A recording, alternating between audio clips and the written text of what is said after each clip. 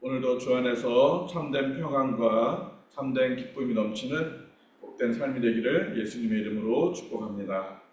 다윗은 레위인의 조직과 그 직무를 이렇게 새롭게 정비하였습니다. 특히 23장 32절 어제 말씀 나눴던 거 보면 레위 자손들 중에 아론의 직무들을 도와서 여호와의 수종을 드는 그런 역할들을 이렇게 맡긴 모습들을 보여주고 있습니다.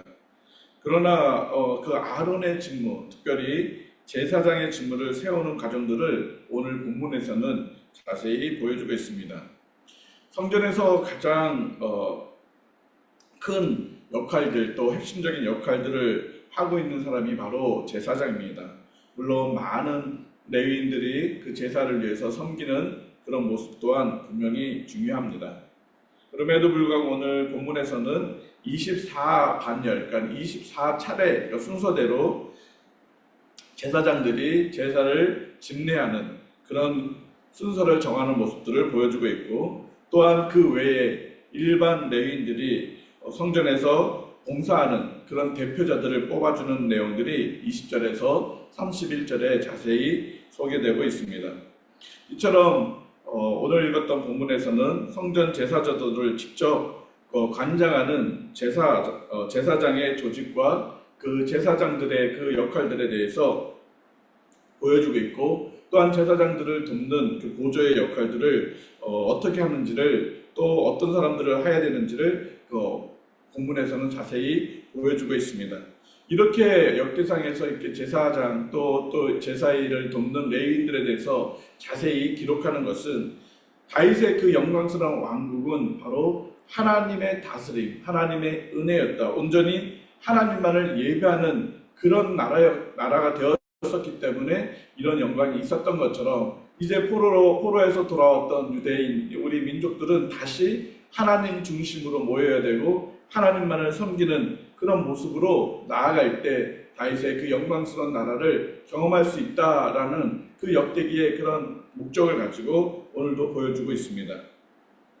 하나님께서 특별히 그 제사장의 역할을 그 레위 가족들 중에 특별히 아론의 후손들에게만 제사장의 역할을 감당하게 하였습니다.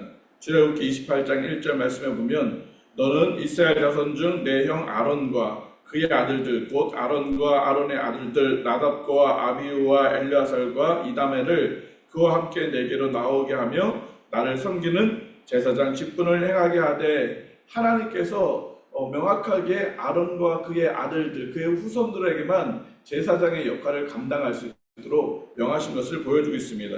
민수기 18장 7절 말씀에서는 너와 내 아들들은 제단과 장안의 모든 일에 대하여 제사장의 직분을 지켜 행하라. 내가 제사장의 직분을 너희에게 선물로 주었은즉 외에는 가까이 하지 못할지다. 아론과 아론의 자손들에게 제사장의 직분은 선물이라고 말씀하고 있습니다. 그러니까 하나님께서 특별히 아론의 자손들에게 이 역할들은 하나님이 주시는 선물이다라고 말씀하고 있습니다. 그 선물들은 곧 하나님의 은혜라는 것입니다. 하나님께서는 특별히 아론과 그의 자녀들에게는 하나님의 그 제사를 이끌어갈 수 있는 제사장의 그런 특별한 사명을 주고 있습니다. 하나님께서는 이 특별한 사명을 저와 여러분에게도 동일하게 오늘날 주고 계심을 우리는 알아야 할 것입니다. 베드로전서 2장 5절 말씀에 너희도 예수 그리스도로 말미암아 하나님이 기쁘시게 받으실 신령한 제사를 드릴 거룩한 제사장이 될 자다. 예수 그리스도를 주로 믿고 있는 우리들은 하나님께 드려질 그런 거룩한 제사장이다 라고 말씀하고 있습니다. 또한 계속적으로 베드로전서 2장 9절 말씀에서 너희는 택하신 족속이요 왕같은 제사장들이다. 우리에게 역할은 제사장의 역할이라고 말씀하고 있습니다. 그 아론과 아론의 후손들에게 주었던 선물과 같은 그 제사장의 사명이 오늘날 우리에게 하나님의 은혜의 선물로 우리가 제사장의 역할을 감당해야 된다라고 말씀하고 있습니다. 제사장은 온전히 하나님 앞에 제사를 드리는 일들을 주관하는 일들을 하는 것입니다. 내 생각과 내 방법과 내 경험과 내 지식으로 하는 것이 아니라 하나님께서 주시는 규례대로, 하나님께서 주시는 그 말씀 따라서 제사장들은 그 역할들을 감당해야 하는 것처럼 우리가 이 땅을 살아감에 있어서도 내 방법, 내 생각, 내 경험, 내 지식으로 살아가는 것이 아니라 하나님의 말씀을 따라 살아가는 것, 그것이 바로 제사장이 해야 될 역할, 삶의 모습이라는 것입니다. 그러므로 우리가 매 순간순간 이 세상 가운데서도 하나님의 말씀의 규례를 지켜 행하는 삶, 또한 제사장은 어떠한 삶을 살아야 합니까? 거룩하고 성결함을 지켜가는 삶을 먼저 살아가는 사람이 제사장인 것입니다. 우리의 삶이 거룩함과 성결함을 지켜가는 삶, 바로 이 시대에 우리가 제사장으로서 살아가야 될 삶의 모습을 말씀하고 있습니다. 이렇게 제사장은 오직 하나님의 규례를 따라서, 하나님의 말씀을 따라서 그 제사의 직분을 감당해야 되는데, 아론의 자녀들 중에 나답과 아비후는 그들은 하나님의 명령하신 불을 가지고 향로를 피운 것이 아니라 자기들이 임의대로 불을 가지고 제사를 드리는 모습을 보게 됩니다. 결국 그들은 하나님 말씀하셨던 그 불을 사용하지 않음으로 인해서 결국 그들은 죽음을 맛보게 되었고, 또한 그들에게 있어서 자손들이 얻게 되었습니다. 그래서 아들이 없어서 더 이상 그들에게 있어서는 제사장의 역할들을 감당할 수가 없었던 것입니다. 하나님께서는 그 사명을 주셨고 그 하나님의 선물을 같은 은혜를 베푸셔서 하나님의 나라의 일들을 감당케 하셨습니다. 그 사명들을 우리가 충성되이 하나님의 말씀에 따라 순종함으로 지켜나가지 않는다면 하나님의 그 사명들은 우리에게서 걷어갈 수밖에 없습니다. 하나님께서 우리에게 맡겨주신 그 은혜들, 선물들을 우리가 귀하게 여기고 정말 그것을 충성되이 감당할 때 계속적으로 자손과 자손을 이어져서 그 하나님의 크고 놀라운 일들을 이루어 주신다라고 약속하고 있는 것입니다. 그러나 결국 나답과 아비후는 그들이 하나님의 규례를 하지 못함으로 인해서 그 영광스러운 선물과 같은 제사장의 역할들을 더 이상 할 수가 없었습니다. 남아있는 두 아들 엘르아살과 이다말이 그 영광스러운 제사장의 선물과 같은 그 직분들을 감당하게 되었던 것입니다. 그런데 오늘 말씀에 보니까 다윗은 그 아론의 그 두 아들 엘르아살과 그 이다말의 후손들로 제사장을 역할들을 감당하도록 그렇게 이제 하려고 하였습니다. 그런데 오늘 본문에 보니까 엘르아살의 자손들은 16명이고 이다말의 자손들은 8명입니다. 엘르아살의 자손들이 두 배나 이다말의 자손보다 많은 모습을 보여주고 있습니다. 왜 이렇게 제사장의 수요에 있어서 엘르아살의 후손이 이다말의 후손보다 많은 그런 후손으로 남아 있었습니까? 그것은 이다말의 자손들이 몰락의 길을 걷고 있었음을 보여주고 있습니다. 이다말의 자손 중에 어떤 사람이 있습니까? 바로 엘리가 있습니다. 엘리는 그가 정말 하나님 앞에 바로 서야 될 그런 제사장 역할로서 그 두 자녀 홈니와 비나스를 바르게 말씀으로 양육하고 또 홈니와 비나스도 하나님의 규례에 따라서 제사장의 역할을 감당해야 됨에도 불구하고 그러지 못함을 보게 됩니다. 그래서 결국 그 두 아들의 죽음으로 인해서 그 엘리의 가문들이 제사장의 역할을 거기서 멈추게 될 수밖에 없었던 모습을 보게 됩니다. 또한 사울이 다윗을 죽이려고 했을 때 다윗은 도망다닙니다. 그러면서 놋땅으로 도망가고 있을 때 그 놋땅에 있던 그 제사장, 그 사람들이 다윗을 도왔다는 그 이유로 사울은 그 놋땅에 있는 제사장 85명을 학살하는 사건들을 보게 됩니다. 이것이 다 이다말의 그 후손들에게 일어났던 일들입니다. 결국 그럼으로 인해서 이다말의 그 후손들 중에 제사장들은 그 제사장의 우두머리들은 그렇게 8명밖에 남지 않는 그런 모습을 보여주고 있습니다. 제사를 인도하는 그 제사장은 한 명으로 정해지게 됩니다. 그러면 엘르아살의 그 16명의 그 우두머리들, 그 다음에 이다말의 8명의 그 우두머리들, 이들 가운데 누구를 제사장으로서 그 제사를 집례하는 그 역할을 감당하게 해야 될까? 다윗은 그들 중에 한 사람을 세우기를 원했습니다.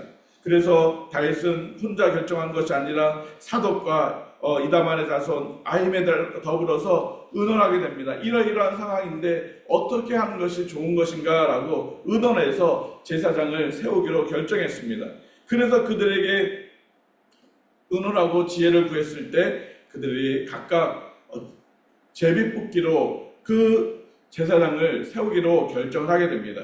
그래서 5절 말씀에 보면 이에 제비 뽑아 피차 차등이 없이 나누었다라고 말씀하고 있습니다. 16명과 8명, 어쩌면 그 엘르아살의 그 후손들이 더 많은 그런 어떤 기회를 얻을 수 있는 그런 모습이 있지만 8명이라고 해서 소수라고 해서 그 기회의 차등이 줄어드는 것이 아니라 동일하게 그 기회를 얻을 수 있도록 제비를 뽑는 것입니다. 그래서 그 제비를 뽑을 때 한 명은 엘르아살에서, 그 다음에는 이다말에서, 그 다음에 또 엘르알에서, 그 다음에는 이다말에서 이렇게 섞어서 제비를 뽑아서 24반차, 24 제사장으로 제사장의 역할들을 구분하는 모습을 볼 수가 있습니다. 어떻게 보면 첫 번째 뽑힌 7절부터 이제 그 이후에 그 제사장이 그 순서가 한 명 한 명 이렇게 뽑히게 됩니다. 첫째로 가장 먼저 여호야립이 뽑히게 됩니다. 그리고 마지막 24번째 18절에 보면은 마아시아가 제사장으로 뽑히게 됩니다. 그러면 가장 먼저 뽑혔기 때문에 가장 중요한 것이고 가장 나중에 뽑혔기 때문에 영향력이 가장 없는 그런 제사장입니까? 그러지 않습니다. 5절 말씀에 이는 하면서 그 제사장들이 뽑혔던 그 모습에 대해서 중요한 말씀을 하고 있는데 성전의 일을 다스리는 자와 하나님의 일을 다스리는 자가 라고 말씀하고 있습니다. 이 24명은 성전의 일을 다스리는 자하고 하나님의 일을 다스리는 자다라고 말씀하고 있는 것입니다. 성전의 일을 다스리는 자는 무엇을 말합니까?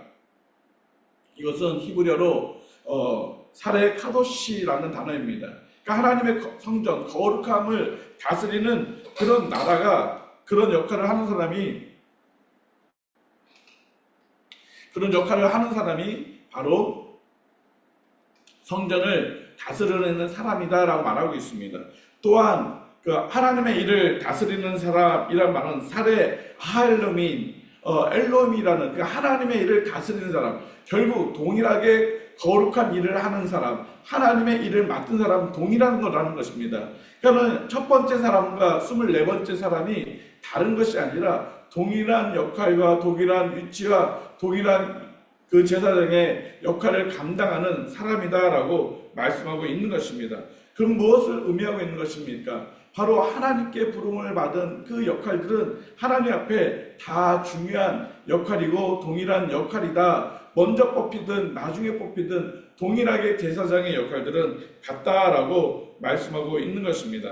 그렇습니다. 하나님께서는 제사장으로서 부르셨을 때, 그 사명을 주셨을 때 하나님은 우리 모두가 이 땅 가운데서 동일하게 하나님 나라의 제사장으로서 동일한 사명을 감당해야 하는 것입니다. 현재 목사로서의 저의 역할, 또 우리 집사님, 권사님으로서의 역할들, 우리 각자의 역할들이 있지만 우리는 모두가 하나님 나라의 거룩한 제사장입니다. 그렇다면 우리가 교회뿐만 아니라 세상에 나가서도 동일하게 거룩한 제사장의 삶으로 하나님을 영화롭게 하고 그 제사장의 역할들을 온전히 감당해 나가는 그런 삶을 살아야 하는 것입니다.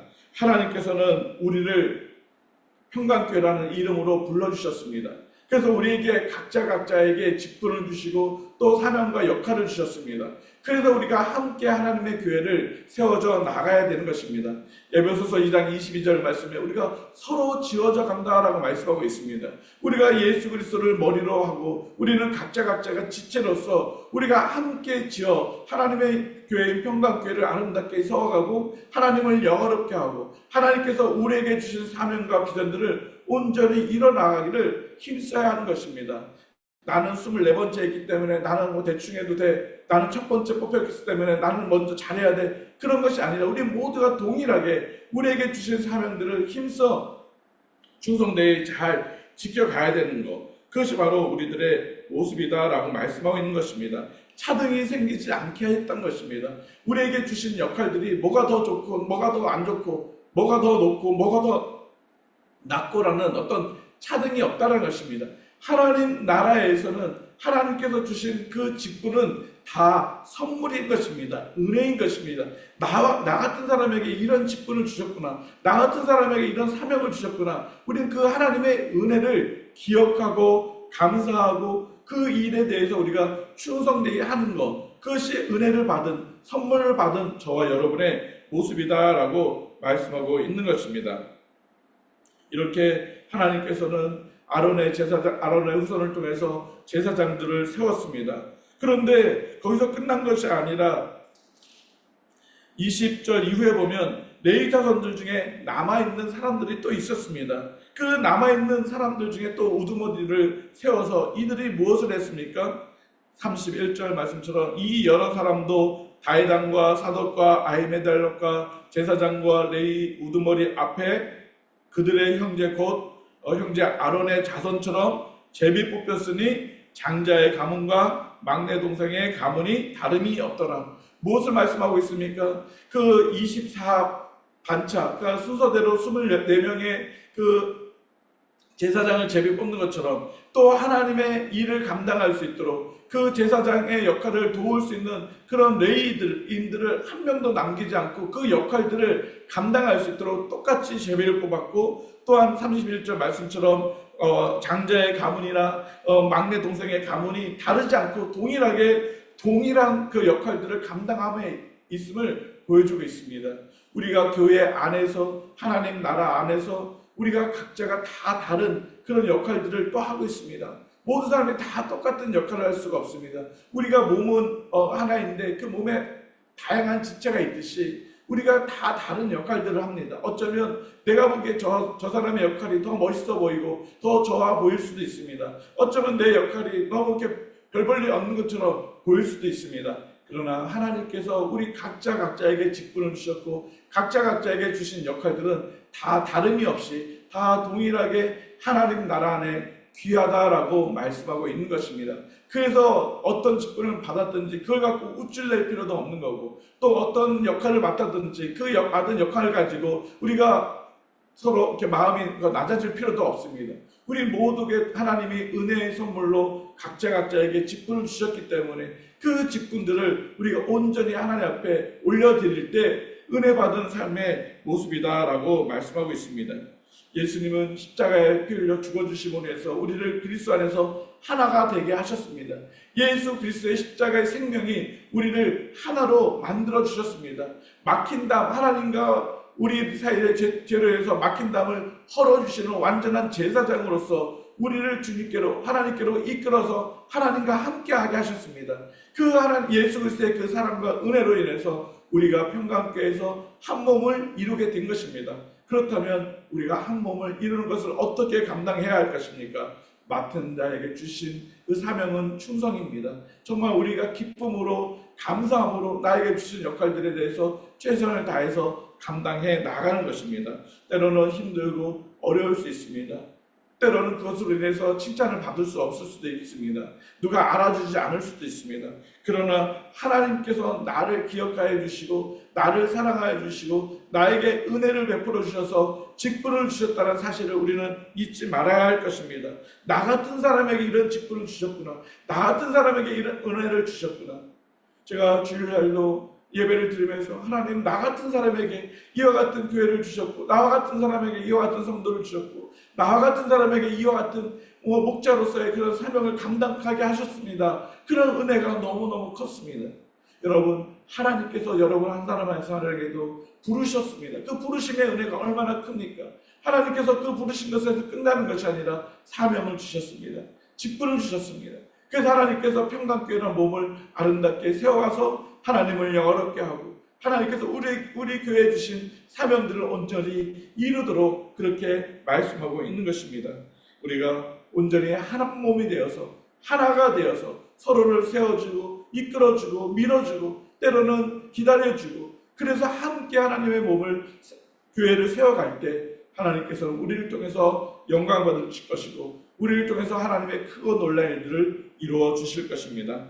오늘 우리 평강교회가 그리스도 안에서 한 몸인 것을 기억하고 우리가 어느 곳에 있든지 정말 제사장으로서의 역할, 하나님의 거룩함과 성결함을 드러내고 내 뜻대로 살아가는 것이 아니라 하나님의 말씀의 규례를 따라 살아가는, 그러면 오늘 하루도 온전히 하나님께 영광 돌리는 복된 날이 되어지기를 예수님의 이름으로 축복합니다. 같이 기도드리겠습니다. 허물과 죄로 죽었던 저희들을 하나님이 특별히 사랑하여 주셔서 예수 그리스도의 십자가의 생명으로 우리를 구원해 주셨고, 특별히 우리가 막힌 담이 헐어져서 하나님과 우리가 하나 될 수 있는 놀라운 은혜를 주신 하나님 감사합니다.